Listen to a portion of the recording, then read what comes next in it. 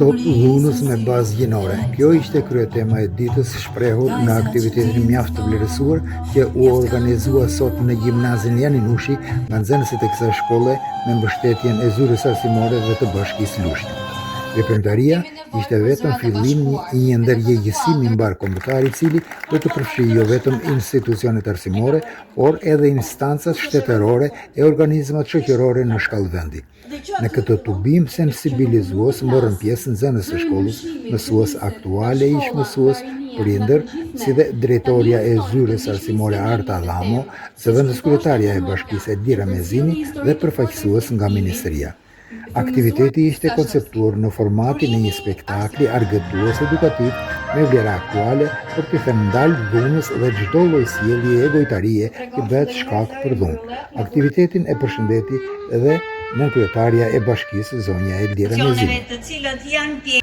Sot jam këtu në emër edhe të kryetares së Bashkisë dhe duhet ju sjell një falënderim dhe mirënjohje nga ana e saj, duke përcjell mesazhin e fortë: denonsoni dhunën, ndihmoni njëri tjetrin, përkrahni njëri tjetrin, mbështesni njëri tjetrin, sepse kështu arrijmë që të shpëtojmë jetë, të ndihmojmë të dhënuar.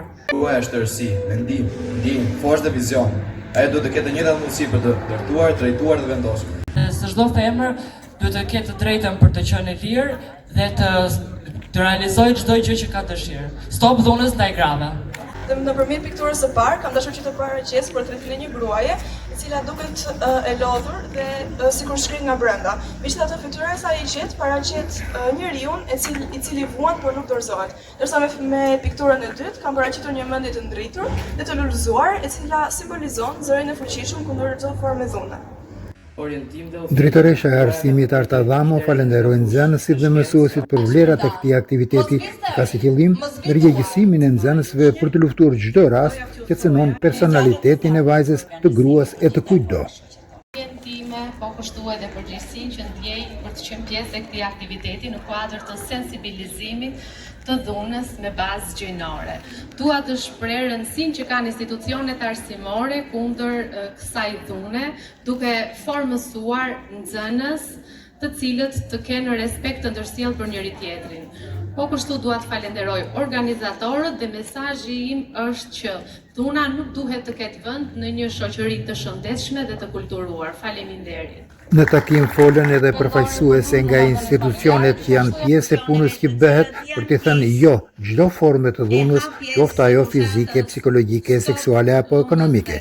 Në esencë, diskutimet kishin një emërues të përbashkët, të ngrem zërin ndaj fenomeneve me bazë dhune, të ngrem zërin për drejtësi, sepse heshtja nuk mbron jetë, veprimi mbron.